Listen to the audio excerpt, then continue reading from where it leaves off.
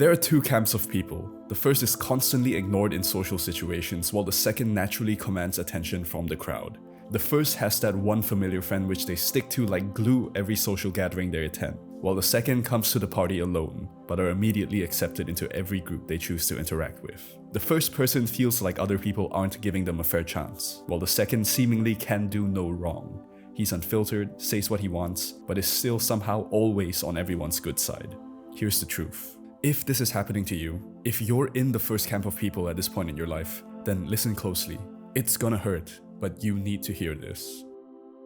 It's not them, it's you. Anyway, remember to smash the like button, leave a comment, and subscribe. No, but seriously. I mean, sure, there are definitely assholes out there who will dislike you no matter what, but 99% of the time, if everyone you talk to seems to immediately dislike you, then let's be real here. There's probably something wrong with you. But the good news is, and I say this with full confidence, if you really wanted to and if you really tried hard, you could realistically turn it all around and move from the first camp to the second in like 3 months. Even if you have zero social skills right now. How do I know this? Because for a good 10 years of my life, I was a tier 3 gold premium member of the first camp too. So in this video, I'm gonna share with you the painful mistakes I didn't even know I was making that were secretly getting everyone to dislike me. And I'll also tell you exactly what I did to eventually turn my social life around, so that you can do it too. Presentation. Presentation was the one thing that helped me the most in getting people to start treating me well. And it's the first thing you should try if you want to improve your skills with people. 99% of people are too nice and will never say this to your face. But if you really want to improve your social skills, then forget about just being yourself or whatever the conventional wisdom is the next time you go out and focus on presentation. So what is presentation? Think of it this way.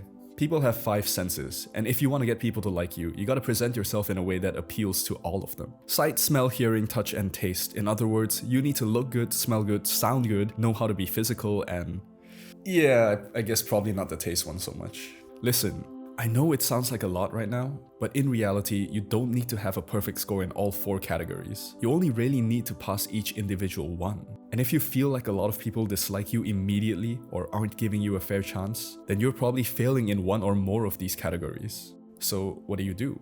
Generally, you wear clean clothes, don't smell bad, speak loud enough that people can hear you, and know when you should and shouldn't touch someone. I'll go into more detail on each individual one. But generally speaking, if you can pull off these 4 things, you'll instantly go from being immediately disliked by other people to being potentially cool.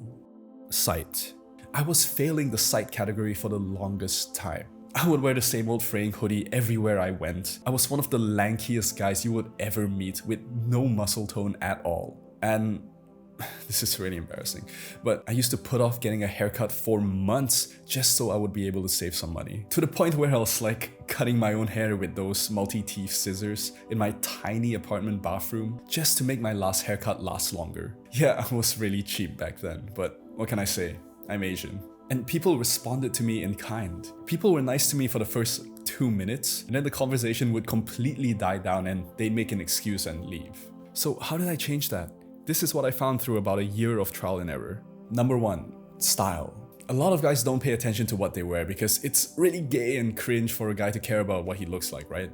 But trust me, your outfit is literally the first thing people will see when they look at you. And it's really easy to get right, or at least not wrong. This is what you do. You get a pair of gray shorts and dark blue jeans. You get a pair of white shoes that go with everything. White's a neutral color. You literally can pair it with anything. And you get a few well-fitting, solid colored t-shirts. And when I say well-fitting, it shouldn't hang off of you like you're wearing a trash bag. It should nicely fit around the creases of your arms, nicely hug your body a little bit. It can be a little tight, and this is true for all body types, even if you're overweight.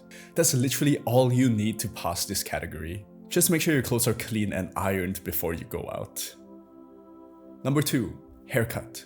Find a haircut that suits you. When I was trying to do this, I just looked online for a bunch of celebrities that had the same face shape as me, and I literally just copied their hairstyles. And guess what?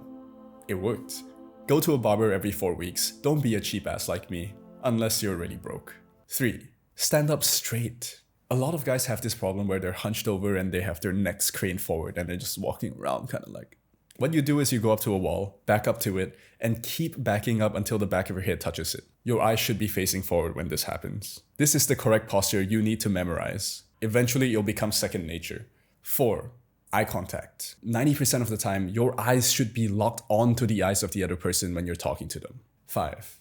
Smile. Smiling was a game changer for me. I remember in uni, I used to walk up and down the street to get to and from the train station. And some days I would be in a really good mood. And on those days, I would occasionally walk around with kind of a smile on my face. And I noticed I got so many more looks from other people on those days. Like, from guys and girls, but mostly girls. They'd be like looking at me and holding eye contact while I was walking back to my student halls. And you compare this to the days where I was just feeling normal, just like a neutral expression on my face. Not even frowning or anything, just like neutral, no looks at all. My theory is that smiling makes a person look more approachable. If you're smiling, you probably don't mean any hostility. A lot of guys these days, me included, have RBF.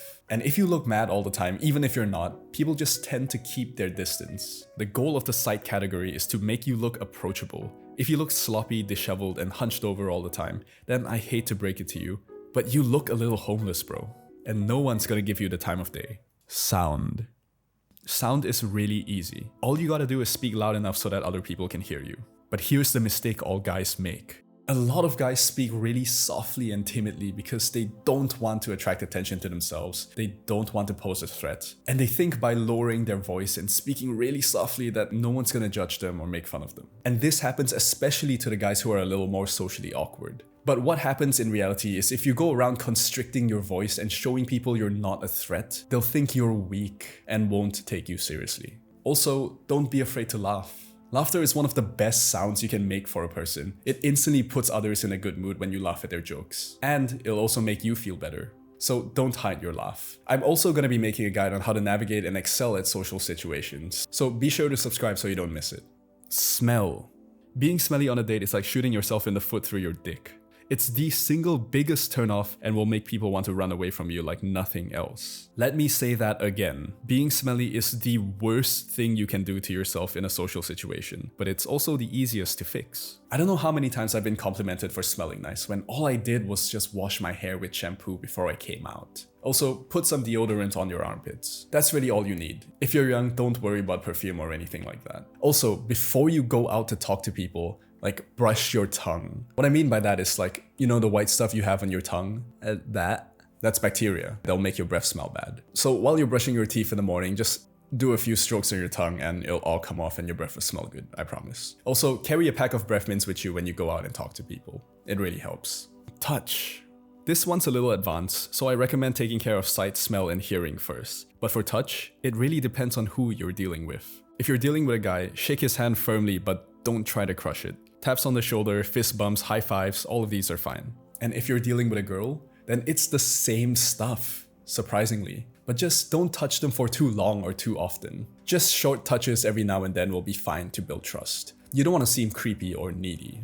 So when should you touch a person? My rule of thumb is make a person laugh at least twice before you go in to touch them. And if you can't get there yet, then it's fine, touch isn't that important. But it's so worth it. Touch is so powerful if you can get it right. Touch is a natural painkiller. That's why when kids have boo-boos, they go up to their moms for a pat on the head. That's why you give people a hug when they're sad. Being touched by other people also releases oxytocin in your brain and does wonders to facilitate the deepening of bonds between people. So yeah, don't underestimate the power of touch. And that's pretty much it. Start appealing to these 4 senses and I guarantee you that people will start becoming more receptive to you. It worked really well for me. But there's one thing I didn't tell you. Good presentation will do wonders in making people stop disliking you. But if you want to get people to like you, then it's only half the battle. You also need to learn how to be good at conversations. I'm gonna make a video on exactly how to do that and put it right here when it's out. So click on that, make what you learn here 10 times more valuable, and I'll see you there.